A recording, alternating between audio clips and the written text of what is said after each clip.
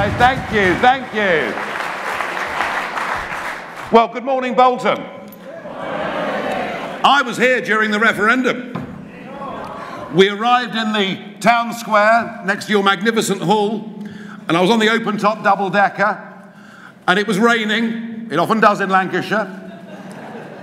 And it was the day that the microphones broke. They got wet. So I had to give a speech to the assembled throng without a microphone, and I was hoarse for days. But I remember, after my day here in Bolton, thinking to myself just how utterly and completely disconnected Westminster politics have become compared to towns like Bolton. And I thought after that day, we are going to win this referendum. And it is a remarkable thing to think that 2016 is one of those years that children will read about in history books in 100 or 200 years' time. They will read that 2016 was a year of political revolution. Political revolution in the United Kingdom. Huge, that's a word he uses quite a lot. Huge political revolution in America. And of course we saw in December the Italians getting rid of their Prime Minister in a referendum. It was a year of political revolution, and the most remarkable thing about it is, it was all started by UKIP.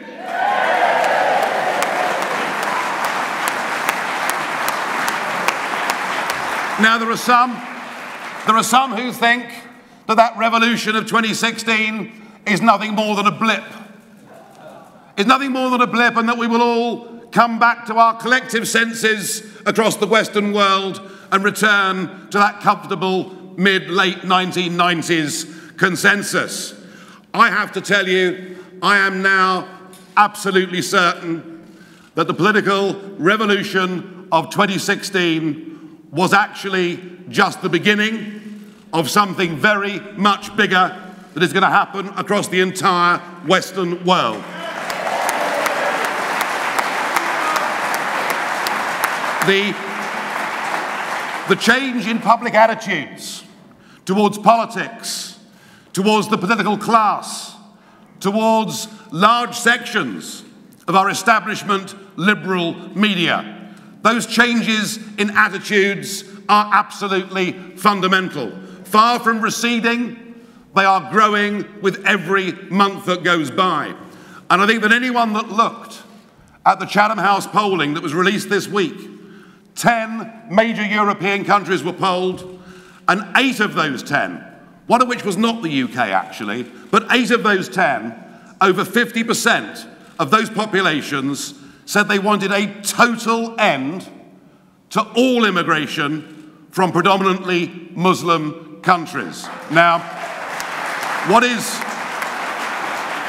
remarkable about this is that people like myself, or people like Trump, who have been held up to hold the most outrageous political views. I mean, Trump wanted to bring in a 90-day suspension, didn't he? Whilst he worked out what his vetting policy was. But people like Trump and myself, far from leading public opinion, now find ourselves firmly on the left of where public opinion is across Europe now. It is that fundamental.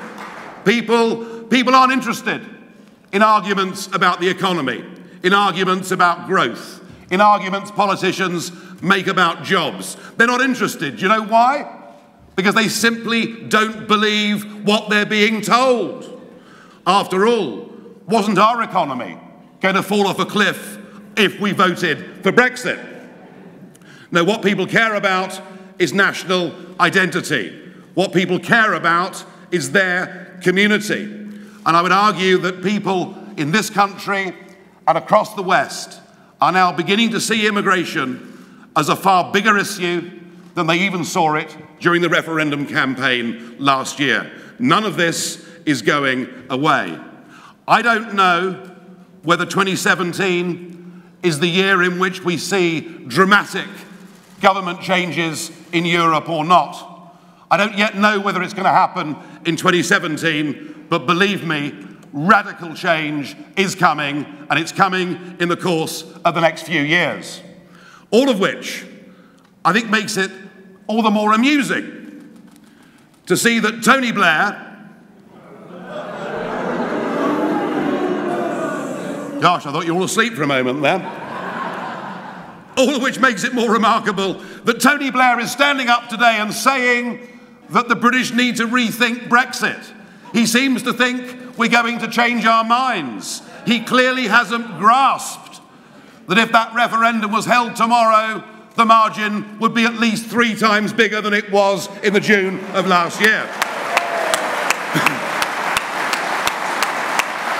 No, Blair is yesterday's man. He's like the heavyweight world champion who's been retired for a few years but needs a bout to make some money, and he comes back and he gets knocked out in the first round. And by the end of today, Blair will be on the canvas, all right? But there is, with this big attitudinal change that is taking place across the West, there is, I think, a very important message for UKIP. A message that UKIP needs to think about. A message that UKIP needs to act upon. This party went from nothing to being the first party to win a national election, as we did in 2014, the first party since 1906 to win a national election, to force a referendum and to play a very important part in that campaign. This party succeeded because we were prepared to think the unthinkable. This party succeeded because we were prepared to speak the unspeakable. This party succeeded because we had guts. We had passion, we were brave, and we were unafraid of criticism. That's why we succeeded.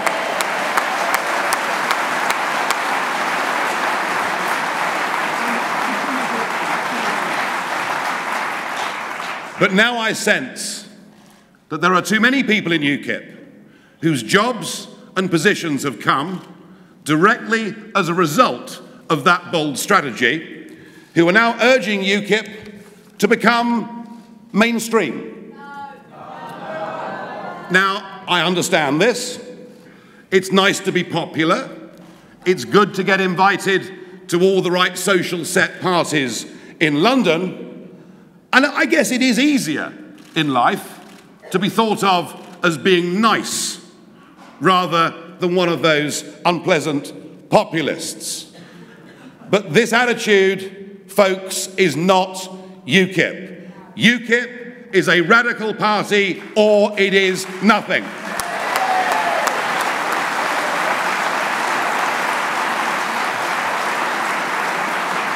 So we need to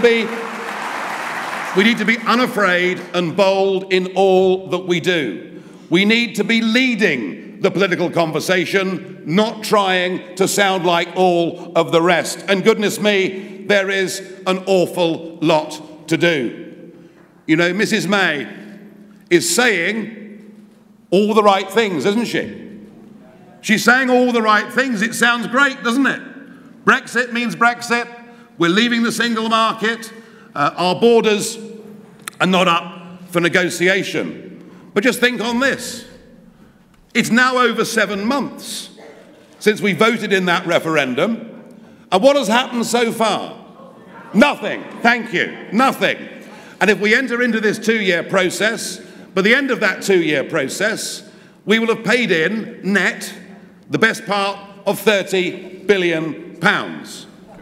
We still have a complete open door to 485 million people. I don't know from the date of Brexit to the date of leaving how many more people will have net entered this country, but I bet you, even from the European Union alone, it'll be pushing on towards 500,000. And my big worry is this, that as Home Secretary, she gave some tremendous party conference speeches, didn't she?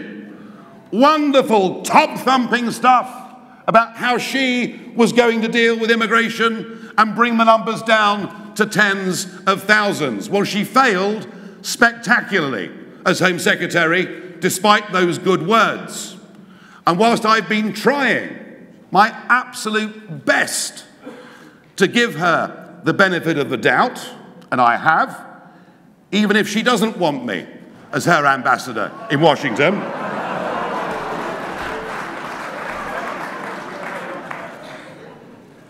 Shame, really, although I'd never necessarily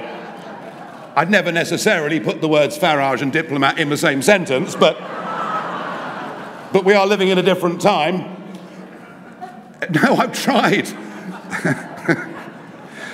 Would have been a great wine cellar, wouldn't it?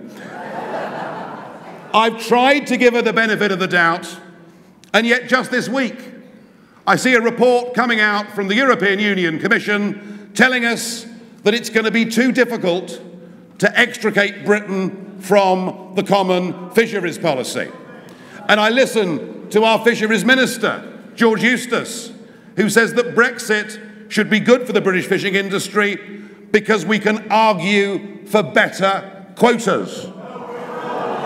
We didn't fight and win that referendum to argue with a begging bowl in Brussels for better quotas. We did it because we voted to take back control of our nation, its laws, its borders, and its territorial waters.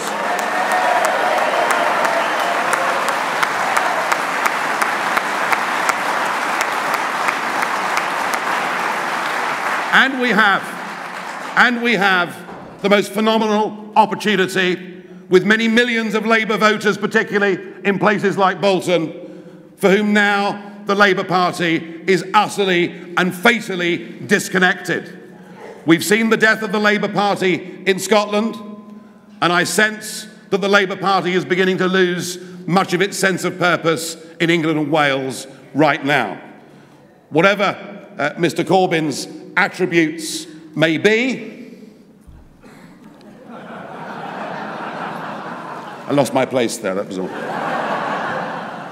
Whatever Mr. Corbyn's attributes may be, he basically isn't patriotic. He won't sing the national anthem. He wants to give away the Falkland Islands. He won't condemn the IRA. He is miles away from working class Britain. They need a champion, and that is UKIP's opportunity.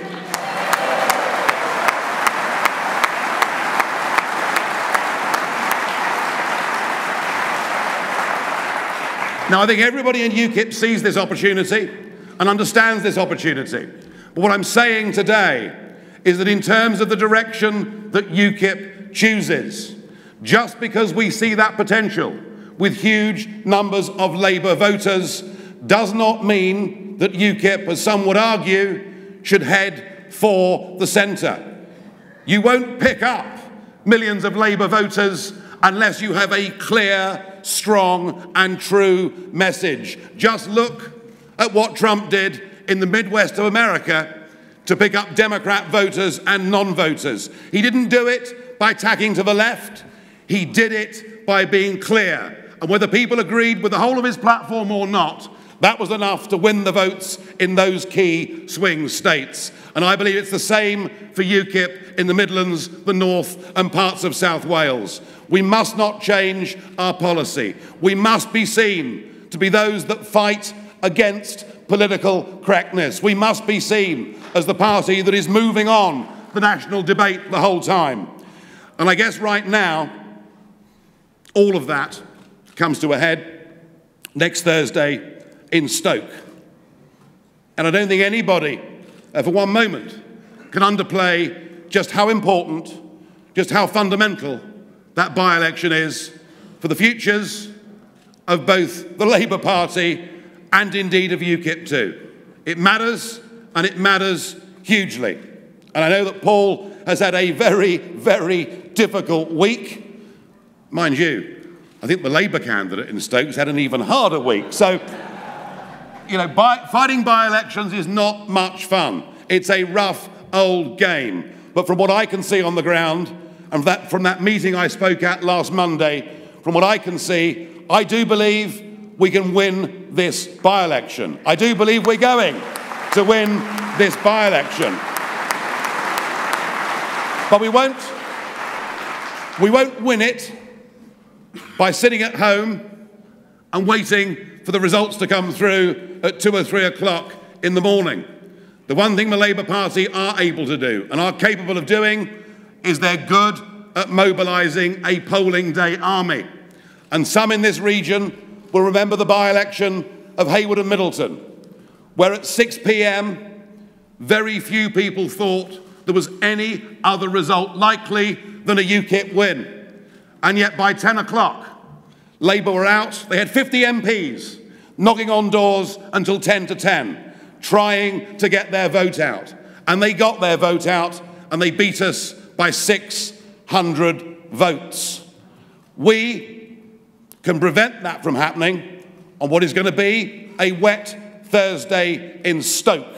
And we can do it, ladies and gentlemen, by getting our walking boots on, by being mobilised, and by going out and having conversations in Stoke with people that believe in what we stand for. And we've got to tell them, you've got to go out, not just voting on June the 23rd last year. You've got to vote, you've got to go out and give that same message again. And if I can leave you with one big thought, it is, please physically do everything you can to help get Paul Nuttall elected as the MP for Stoke Central next Thursday. Thank you very much indeed.